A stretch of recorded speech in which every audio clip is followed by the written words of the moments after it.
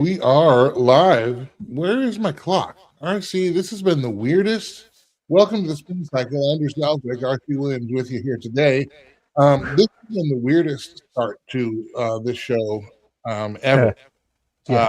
we're a little bit late today. I, I, my computer did all kinds of weird things, and then when I rebooted it, it decided to update at that time too. So I know we're under the gun. RC, you got some time constraints to try to get right to everything. But bear with us. And not only that, but my awesome in-ears won't work anymore. They crapped out. They gave up, Oh, so to speak. So now I've got my over-ears on. It's a whole thing. And it's really hot, and I don't have air conditioning or a fan. I know I'm starting by complaining. I probably shouldn't do that. But anyway, just let you know that's why it's a little bit weird, discombobulated today, because of course it is.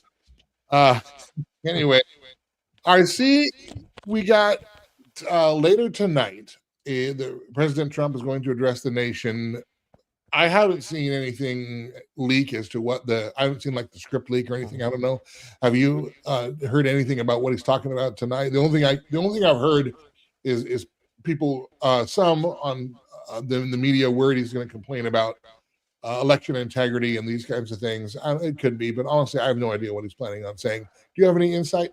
yeah. The buzz, Andrew, is that he's going to talk about election integrity and some stuff that's breaking in Georgia. So we'll see what else comes with that. But that's been the prevailing thought, is that there's going to be more revelation. So, And our plan here is we'll give you a reaction to that tomorrow. We'll have clips and sound and all that, and we'll respond to that there. But coming up to that, the last bit of news we got from President Trump specifically that didn't have anything to do with winning the war in Iran for the 53rd time.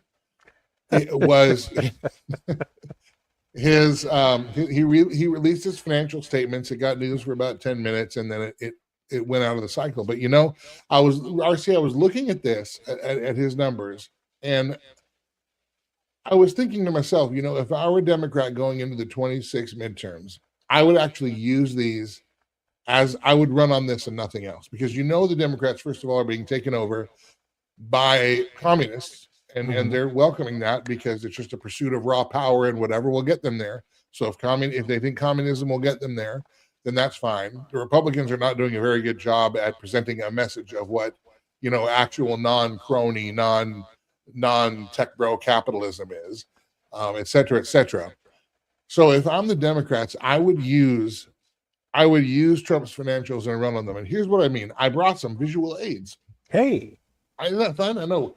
Spared no expense on today's special effects, John Hammond might say. So Trump's income, it's not a conventional audit, okay? And it's about 1,000 pages, all right?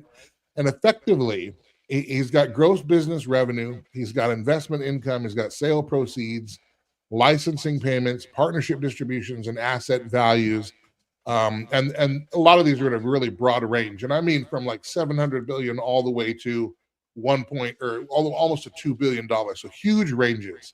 And you can see here broken down.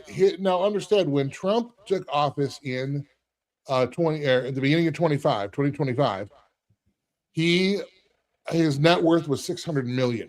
Okay, right now, on the high end, the estimate is a net worth at 2.6 billion, and you have to wonder where did that money come from. Now, I'm not begrudging anybody for making money. I'm not begrudging anybody in office for making money. This is not the point of that. But if I'm a Democrat, I'd be looking at this and I'd be saying, you know what?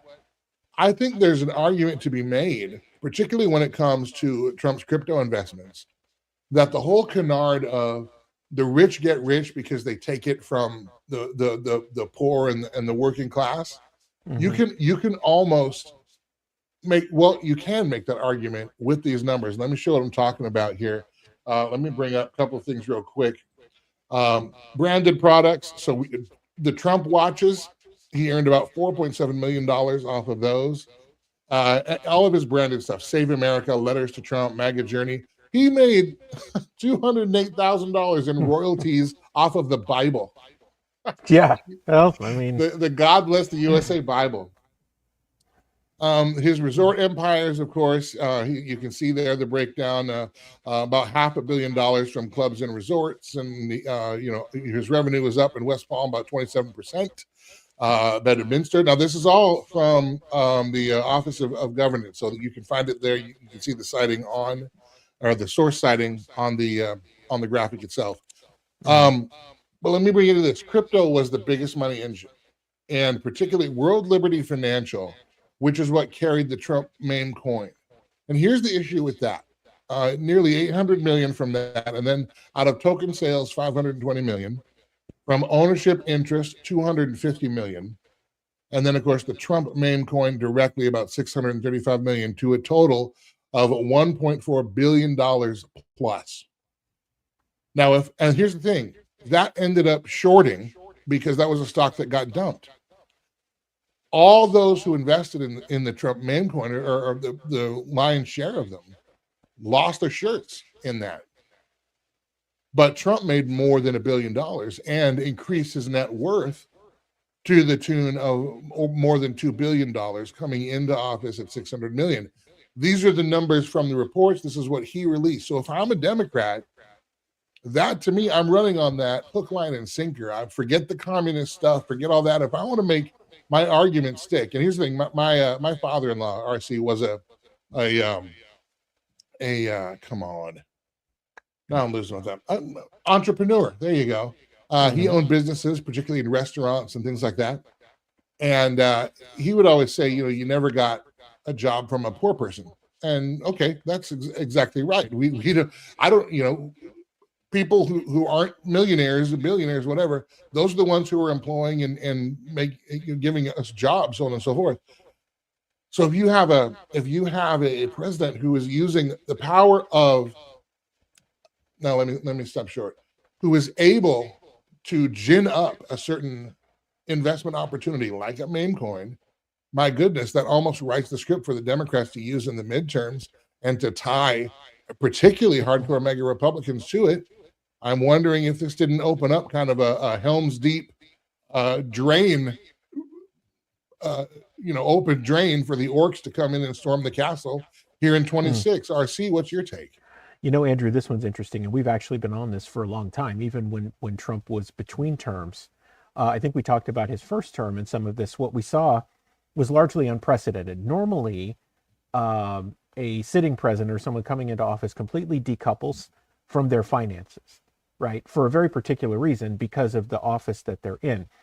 President Trump presented us a unique scenario where we had someone coming into office who was a frontline media personality, who was already wealthy, and could move markets by opening his mouth. Here's where it got weird in 2025. And I'm with you, Andrew. It's not about making money. We're entrepreneurs. We love money. We love the ability to have resources to be able to hire people and help their livelihood and build great businesses. So there's fundamentally nothing wrong with that, Andrew. And I don't particularly have a problem with that.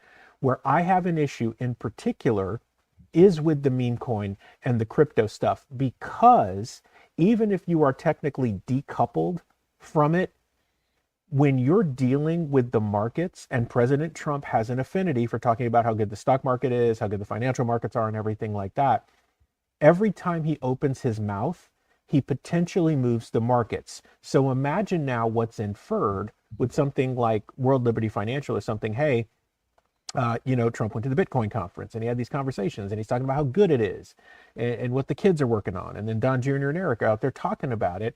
And what names do these things have on them, right? So you get into a situation where the sitting president of the United States can move markets by opening his mouth, which inherently is going to happen anyway. But what we haven't had in the past is someone whose interests are so closely aligned to the movement of those markets. And that's what makes this thing stink, right? And right. the whole pump and dump side, I think we talked about this on Culture Crossroads, Andrew. I'm like, it's almost like clockwork. And I believe some of the young people who were working with the Trump team to get these meme coins out. So there was the Trump coin, and there was the Melania coin. And that came out like the day before Inauguration Day, is they basically knew that they could run a pump and dump, or on the crypto side, they call it a rug pull, where they get everybody in, they run up the price, they get out, and then all of a sudden the thing craters on itself, and your average person is left holding the bag. Now, people would say buyer or investor beware, and I get that, but it's a really, really, really bad look in a scenario like this, right? It was kind of like the Trump phone thing, and those have been or being delivered. But last year, there was this announcement about the Trump phone. It's going to be great. It's going to be an iPhone. It's going to be gold and everything like that. They're going to cost $600. Give us $100 deposit. So like $50+ million came in. Year goes by, it doesn't look like the phones are going to get delivered. So there's pressure, and then phones start getting delivered, and apparently they're Androids and they don't necessarily meet all the requirements. That is what it is. But what is interesting is you took deposits on this thing to the tune of $50 million that you were able to hold and monetize for over a year before producing a product. And so I think now we've grayed those things out, Andrew, and I think there's still a question as to whether President Trump has completely decoupled himself and everything is really in a blind trust. And that's a dangerous precedent for us because we've kept that firewall, whether it was a Democrat or a Republican, for forever, basically for good reason. And so now that we're in uncharted territory, the tribalism comes in. Like us having this conversation, I'm sure we're going to have our fair share of detractors that say we're just picking on him, when that's not what we do. We call balls and strikes, especially as a research business. Sherlock's reputation is based on that. But you have to understand that tribalism is exactly where they want you. So you can't look at these things objectively and say, wait a minute, that doesn't pass the smell test for me either. So, wow. Well, and the argument that, what if Joe Biden were doing this, all Republican media, the Republicans themselves would be all over it. They'd be saying, hey, there's corruption, or they'd be at least asserting or alleging some kind of corruption or trying to get that to spin in the narrative.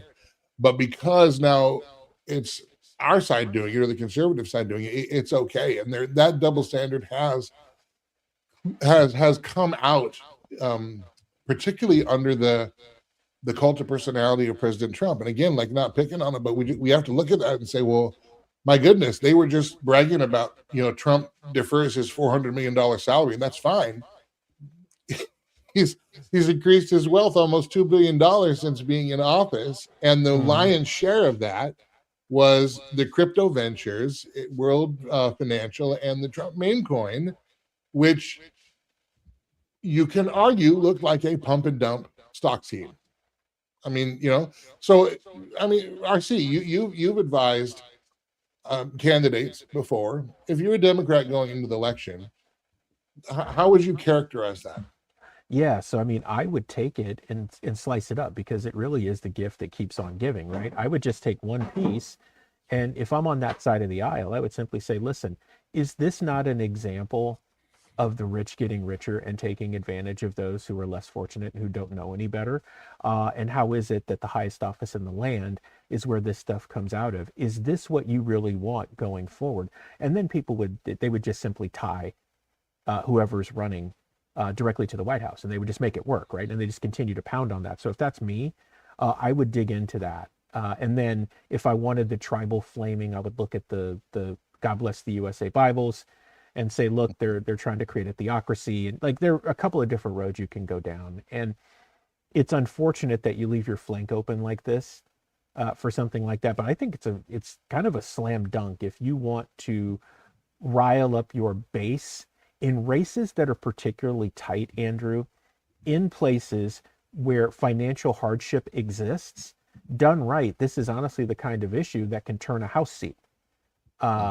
Because people become so frustrated and they just want the guy that they're going to send to hold somebody accountable to do something, because whether this is right or wrong, the perception of it is that it's bad.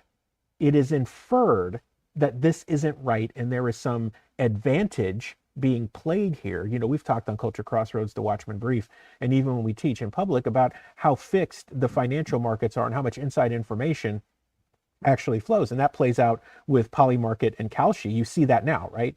The reason that people are making so much money on is you have a bunch of insiders in DC who know what's coming, who create prop bets, or they get together and they do that, and then they take the money off the table, right? I mean, and when you've got your sitting Commerce Secretary, Howard Lutnick, making $150 billion, shorting stuff around Iran, gets called in front of Congress and basically gets away with it, you're sending a message that makes a populist, leftist, Marxist communist message more palatable because look at the gigantic punching bag you have to go after. I want to bring up one other as I go through puberty here live on the air. I want to bring up I want to bring up one other piece of these settlements. He also earned, now not all of this is personal spendable income, because some of these proceeds went to like a future presidential library, some other purposes. Again, I, this must all be legal. I mean, right now, or there must be a loophole for it. Again, if this were Nancy Pelosi, the Republicans would be up in arms. But nonetheless, $80 million plus from media and tech settlements. That is suing ABC, CBS, other related settlements for the dreaded misinformation. RC, I also wonder too if that might set a dangerous precedent for those of us in media who depend on free speech and the protections thereof, and who depend on that to shield us from a government who doesn't want criticism. But now there could be a way, hey, the next president can go ahead and sue these smaller outlets because they were critical of the administration, and criticism, of course, is misinformation. At least that's what it is in political speak. And not only that, but they can make money doing that too. Does this present a potential free speech danger later on, or is this, hey, just we're just in and out, you defame me, it's a clear liability case, whatever it might be? What's your take on this part of Trump's statements? So, Andrew, this is the same short-sightedness that has gotten us into a bailiwick with executive orders versus codifying stuff into law. Executive orders change when administrations turn over. And so you set precedent. The concern here is what you just said, the precedent that's being set. Don't think that it won't be weaponized against smaller media outlets like ours in the future. And when people say, why are you doing that? They'll simply put back and say, well, the last administration basically set the precedent for us to be able to do this. So we're going to take it and enforce it. And here's the difference, Andrew. They will work very quickly to codify that into law so that it can't be changed, or it takes basically an act of Congress to change it. That's concern one. Concern two, Andrew, you brought up the settlements. Legal, I don't think legal's so much the issue. And did some of these people need to account for what they did? Did some of these media outlets need to account for what they did? Absolutely. So don't get me wrong on that, right? But I think when you do something like that, the question you have to ask yourself is about ethics. So just because something is legal does not mean that it is ethical. And if you set that standard, guess what? This is why we are where we are right now with Polymarket and Kalshi and some of these other groups, is that ethically the precedent has been set that these things are okay, that there's gray area, it's not illegal. And it doesn't matter if it's really immoral or unethical. It just matters that it's not illegal. Once you set that precedent and you open that door, that's when the worst of the worst comes in. And this goes back to something we discussed this week. If you're not willing to hold yourself to a higher standard, how can you expect people to hold themselves to a higher standard? I was listening to one of Kobe Bryant's speeches this morning when I was on the road, and he talked about that. The standard that you hold yourself to will equate to the standard that your teammates hold themselves to. If they see you leading, they're going to do the same. If they see you not, they're going to do the same. Right. And, I do want to be clear, too. We got a couple minutes left here, but the White House, the Trump organization do maintain that Trump doesn't manage these businesses personally, and that's probably accurate. How would he have time to? The assets are overseen by his kids, other financial managers, and that his administration's policies are undertaken in the public interest rather than to benefit his holdings. Not sure I totally buy the last sentence, but that is what they say. So I want to make sure that that's on the record as well. RC, as we go forward and look to the midterms, look to the strength of the Republican Party, how do you see Trump's brand helping or hurting Republicans? If, and depending on your answer, why or why not, and what can be done about it if it's negative or positive? Yeah, Andrew, I think we're going to be in a mixed bag here. I mean, if I had to tell you today, as we look at July 16th. Hold on, I'm sorry. I got to get this fly out of my face just a second. Okay, all right, go ahead. Sorry about that. That's live guerrilla television. That's what you get. Right? Yeah. So I think that if I had to talk to you today, I mean, I think the Senate is safe. I guess as safe as it's going to get. But the House, I think you really run into an issue. I've seen some polling that it's plus 9D And I think over time that plays out. But anything right now, we're dealing with conflict in Iran, potential economic issues. Gas is up over $4 a gallon here in Florida again today. I think people's appetite for those things can turn. And the administration is one bad event away from the sentiment turning in such a way that people make their voices heard in November in a way that you wouldn't agree. So I think right now we're looking at a mixed bag. And in all honesty, the quality of the candidates for public service here, it makes it difficult, right? You're like, man, do I have to just hold my nose and take it again? Or am I sick? Am I sick of holding my nose because I actually want to breathe and I want the air to be clean? I think people get to a point where they just can't take it anymore and they say, you know what, enough. Yeah. Yeah. And you got Trump's approval rating right now at 38%. That probably represents the high floor of the most enthusiastic of his base. The problem is it no longer represents that the independent coalition that got him reelected in 24 and into 25. So, you're probably right. It's a mixed bag. I don't know that it'll be as much of a blue wave as maybe we might have thought 3 months ago, but I can absolutely see the Republicans losing the House, possibly the Senate. Obviously, we're going to be following that week by week. But at any rate, wanted to make sure that we get this on the record now. That hey, if I'm a Democrat or if I'm a Republican going up against a Democrat, we better be ready for these kinds of attacks and how to come about them. All right, you can find our flagship show, Culture Crossroads, our main show that airs Sundays 5 p.m. Central Time.